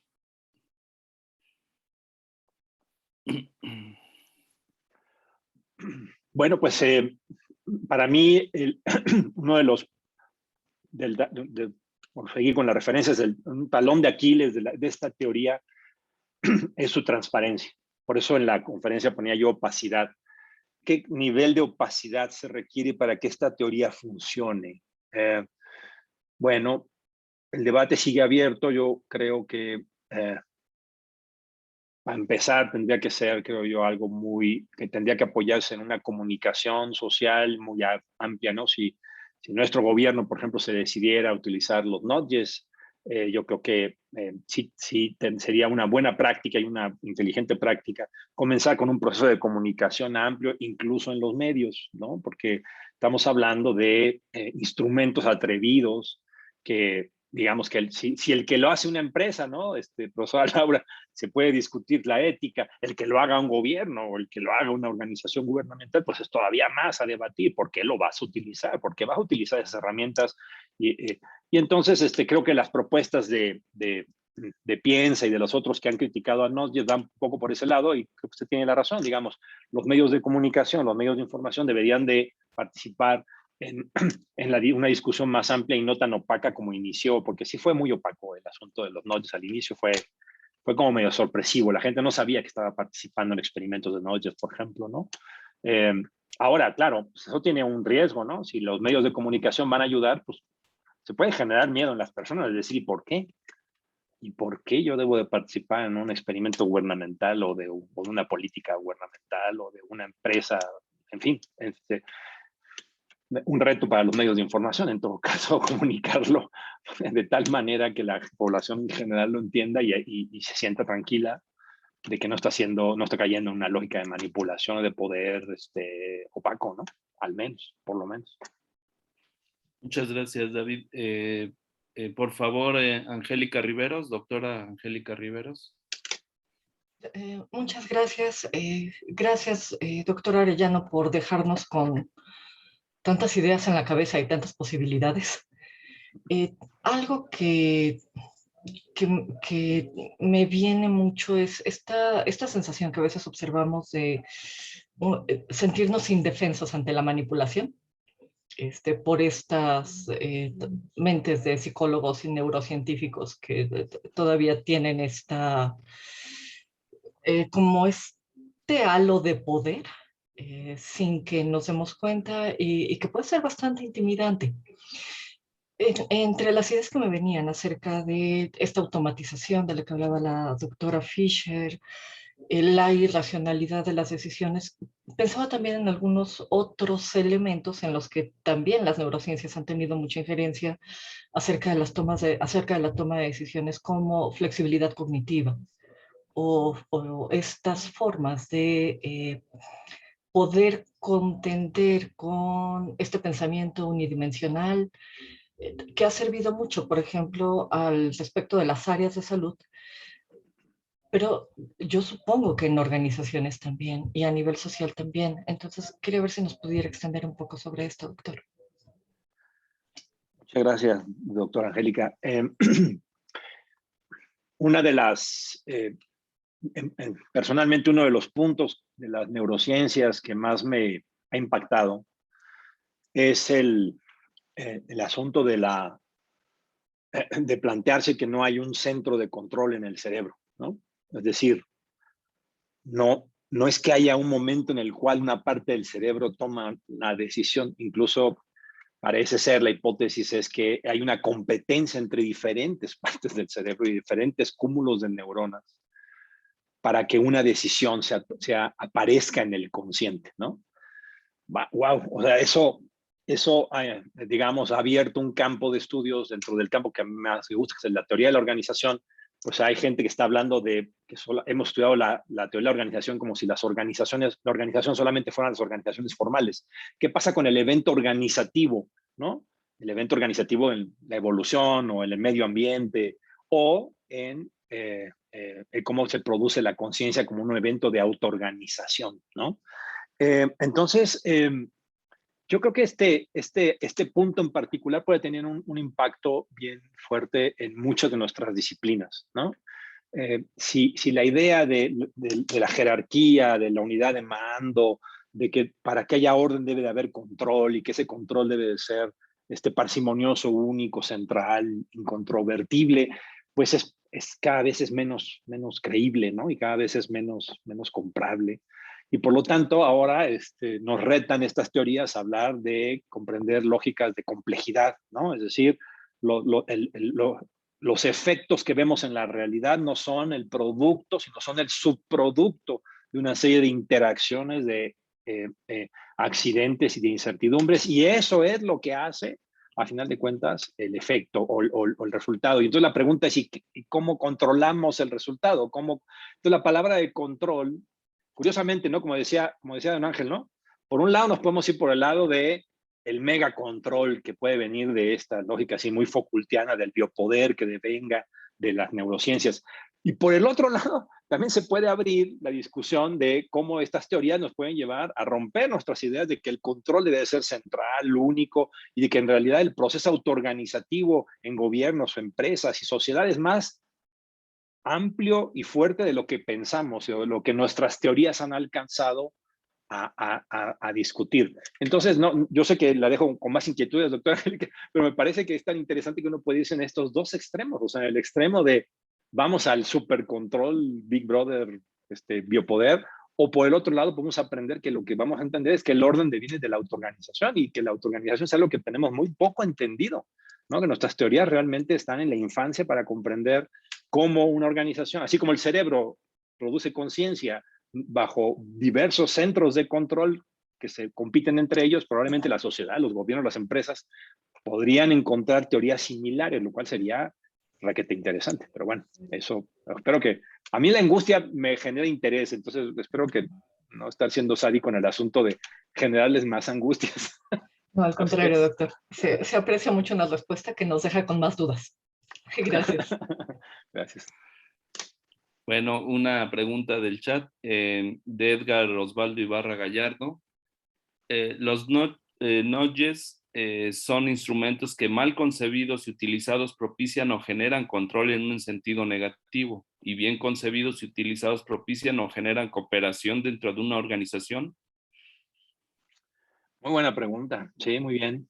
Bueno, cuando yo leía lo de los nudges, inmediatamente me traía a la mente estos libros, ¿no? Por ejemplo, el experimento de Milgram, ¿no? ¿Por qué las personas buenas y normales, comunes como nosotros, toman decisiones terribles para como torturar a las personas, ¿no? El estudio de Milgram, famosísimo de los 60, estos estudios de Zimbardo, ¿no? De la cárcel, ¿no?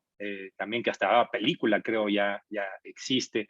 Esta idea de que las personas normales podamos caer en actos terribles contra otras personas porque se nos ordena, porque nos sentimos sin opciones, porque nos dicen que esas son las reglas del juego, ¿no? Como han planteado Zimbardo, Milgram en estos experimentos. Y pues, libro de la maldad administrativa, ¿no? Que también es muy famoso, cómo explicar la maquinaria nazi del holocausto sin entender que fue una maquinaria eficientísima y eficaz, ¿no? Para matar gente. Bueno, entonces sí, por ello la advertencia sistemática, ¿no? De todos estos elementos pueden estar basados en estudios, en datos, en experimentos, y el elemento ético es inevitable de estarlo discutiendo y trayendo a la discusión de manera permanente. Yo creo que una de las ventajas de este argumento justamente es la idea de que estamos partiendo de lógicas no racionales lineales y por lo tanto lo ético y lo moral deben de ser incorporados endógenamente al asunto. No tendría por qué ser de otra manera, digamos, ¿no? Porque el etos de la administración tradicional es un etos muy técnico, ¿no? La técnica no puede ser mala, la técnica es buena, la técnica es transparente, y bueno, pues no, ahí está la maldad administrativa. Acá sí estamos hablando de manipulación y generación de instrumentos que afectan el inconsciente, la irracionalidad, los comportamientos reales de las personas. De inmediato la entrada del argumento ético está. Y como les decía yo, afortunadamente entró muy rápido, y la reacción de la gente que estudia estas cosas fue también buena, es decir, sí tienen razón, hay que abrir estas discusiones, hay que hacer los experimentos de una manera más ética, creo que la respuesta en general fue buena para que, pues eso, digamos, la maldad administrativa no nos agarre por sorpresa, sino la tengamos como una posibilidad real, la cual tiene que ser identificada y tratada abiertamente, ¿no? Entonces, sí, es un muy buen punto. Gracias, David. Por favor, Norman Wolf, doctor Norman Wolf. Muchas gracias, muy buenos días. Gracias, doctor, por su conferencia. Y efectivamente, pues nos deja también pensando en muchos temas que se entrelazan, ¿no? Por ejemplo, en el tema de las finanzas conductuales, precisamente con Kahneman, Tversky. Entonces encontramos casos de pues esas finanzas personales, incluso las decisiones financieras de elegir una Afore, ¿no? Pero vemos que luego estas decisiones financieras ya no son de una sola persona, sino que arrastran a todo un mercado, ¿no? Y son temas que podemos analizar ya no únicamente como esa decisión intuitiva o rápida, sino pensar si son pues deliberadas, ¿no? Y tenemos muchos casos que nos dejan la duda de, pues estamos ante un caso de ética en la organización, como mencionaba, si son ese estudio de Milgram, ¿no? Así tan maquiavélico, tan malévolo, y que lo podemos encontrar en muchos casos financieros, el caso del Banco Herstatt, de Barings, incluso mencionaba Enron, ¿no? Entonces, pues creo que hay una liga ahí muy, muy delgada entre decidir si esas decisiones financieras o esas finanzas conductuales en realidad fueron intuitivas, o decir, voy a hacer una decisión de compra en el mercado, la va a seguir todo un mercado, y con uno que haga una compra en un sentido en el mercado, vemos que muchas veces influye, y también eso ha influido un poco el llamado señoraje, ¿no? Ya no el arbitraje en los mercados, sino un poco ya extinto el señoraje. Alguien hace algo en el mercado, por ejemplo, Buffett hace algo, y todo, pues por algo lo está haciendo, entonces voy a tomar una decisión conductualmente, sigo al rebaño, pero esa decisión, alguien la hizo de forma intuitiva o de forma deliberada. Entonces, también un poquito romper ese estigma de mucho de la ética en las organizaciones, pues que estamos enseñando también, ¿no? A tomar decisiones financieras racionales, porque entonces pues le daríamos al bote con esa teoría de son mercados eficientes, porque todos tomamos decisión en base a información pública disponible y la hemos analizado, y en realidad no. ¿No? Entonces, me parece muy, muy importante su conferencia. Muchísimas gracias. Y pues sí nos deja pensando, en mi caso particular, pues esa relación de las finanzas conductuales con todos los eventos que pasan y qué tanto puede llegar a influenciar o modificar teorías tan estables que creemos pues, que los mercados son eficientes o la ética organizacional, etcétera. Nuevamente, muchas gracias. Al contrario, doctor Norman,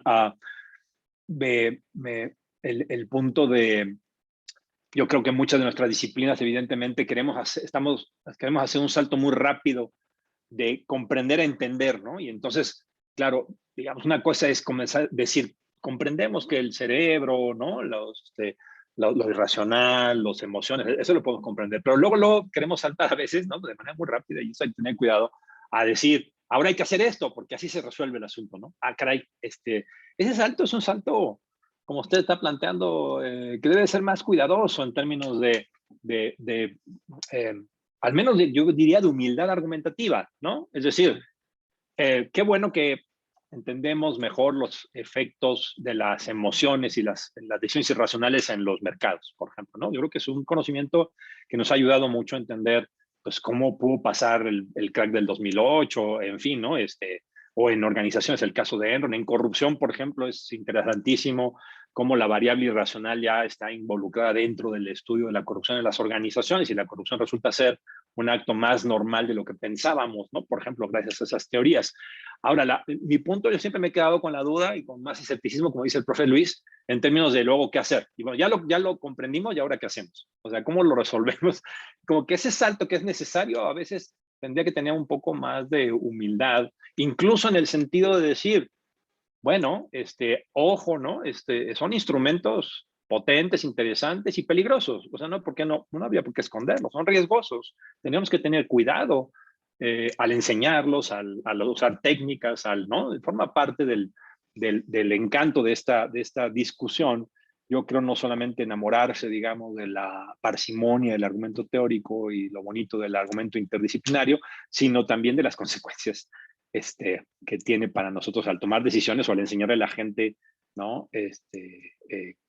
Esto, ¿no? Yo conozco estudiantes, digamos, ¿no? Enamorados de los Node.js, y a veces me preocupa un poco, ¿no? Porque están súper lanzados a los Node.js, y hasta medio se enojan conmigo de que los critique, a los Node.js, no a ellos, ¿no? Y a ellas. Entonces digo, bueno, yo no es que lo critique, simplemente lo que yo creo es que ustedes deberían tener un poco más de tranquilidad, digamos, a la hora de evaluar qué estoy haciendo con los nudges, ¿no? ¿Qué estoy haciendo con este conocimiento? Muchas gracias, doctor Norman. Gracias, David. De la profesora Flor Salaiza, precisamente en este sentido de la enseñanza, dice, ¿cómo enseñar a los estudiantes de ciencias administrativas estos temas de racionalidad limitada y estas teorías sobre toma de decisiones bajo criterios de irracionalidad? Bueno, y otra pregunta dice, sin duda los mercadólogos y publicistas ponen en práctica estos principios de racionalidad limitada y nudges, pero ¿cómo puede aplicar estas teorías un gerente de una pequeña empresa no solo en el área de marketing, sino en todas las áreas de la gestión de recursos humanos? Qué buena pregunta. Bueno, yo creo que hay muchas maneras. Yo he tratado de hacer diversas cuestiones. He incluso desarrollado algunos experimentos con estudiantes que me parece que una manera muy buena es con experimentos. Pero otra que me ha resultado muy bien, profesora, es películas. Por ejemplo, Me de comer esa tuna con Jorge Negrete y Pedro Infante. Es un fenomenal película para explicar racionalidad limitada y acción y racionalidad indirecta. Pero es excelente película. Entonces, en fin, yo creo que hay que tratar de hacer varios malabares para que nuestros estudiantes lo vean de una manera más aplicada. Evidentemente que además el material es muy entretenido, ¿no? Los casos como el de Gage que platicaba yo de la viga, en fin, estudios de caso o casos de personas o casos de organizaciones me han funcionado bastante bien. Yo sí creo que es un tema muy árido para platicar solamente teóricamente a los estudiantes, ¿no? Hay que intentarle con casos, con ejemplos y incluso hasta con experimentos chiquititos, ¿no? Les doy hojitas y les pido que tomen una decisión y luego les cambio la base, o utilizo el dilema del trolebús, que seguramente lo conocen, ¿no? Esta idea de cómo se toma la decisión y si jala uno o no la palanca para que mueran 5 o muera una persona, ¿no? Porque el tren nos va a atropellar. En fin, yo pienso que, digamos, hay una línea muy interesante de comportamiento organizacional en este asunto de los nudges. Y creo yo que en términos de estudios de liderazgo y de responsabilidad son incipientes, pero están apareciendo, cosa que ayudarían a gerentes de pequeñas empresas a definir, y cómo paso mejor la información a mis trabajadores, o cómo incremento la posibilidad de que usen el equipo de seguridad, ¿no? Que es una pesadilla en muchas micro y medianas empresas, ¿no? La gente no se pone. Entonces, conozco, al menos de manera intuitiva, gerentes que han intentado hacer diferentes estrategias para que la gente se ponga el equipo de seguridad y cuestiones por el estilo. Entonces, sí, hay que ligarlo con las teorías de liderazgo y con las teorías de comportamiento organizacional. No estoy seguro si eso está muy desarrollado, pero podría ser que ya lo esté. No lo sé, sinceramente. Podría ser un tema de investigación, ¿no? Sí. Bueno. Que no es nuevo, como ya decían las profesoras, ¿no? Pues estos temas han estado ahí rondando. Lo que pasa es que ahora con nuevos nombres y nuevas ideas como esto de los nudges, o sea, empujoncitos para ver si eso es más barato que toda una política organizacional de seguridad, ¿no? Ese es un poco el encanto de esta teoría, ¿no? En vez de tener solamente una política general de seguridad que a lo mejor no le van a hacer caso, piensan que nudges, ¿no? Como en la lógica de los nudges, como puedes de manera mucho más barata, eso es lo que comenta la teoría, generar pequeños cambios que generen grandes efectos, ¿no? Bueno, Muy bien. Si te parece bien que sea esta la última pregunta, que es del chat. Con gusto. Porque ya casi estamos por iniciar otras actividades. Claro. Es de la profesora Guberney Muñetón. Te dice, la ciencia del comportamiento ha generado una revolución en la teoría de la decisión. Son avances que han interesado a los estudios de la inteligencia artificial. En este contexto, ¿cómo ve la relación entre la inteligencia artificial y ciencia del comportamiento? Hay una discusión importante sobre el uso de las teorías del comportamiento para generar arquitecturas de la decisión. Sin embargo, parece que muchas de esas implementaciones están en contra de libertad de decisión y la autonomía. Se dice que tratan a muchos como niños y no como humanos capaces de juzgar sus decisiones.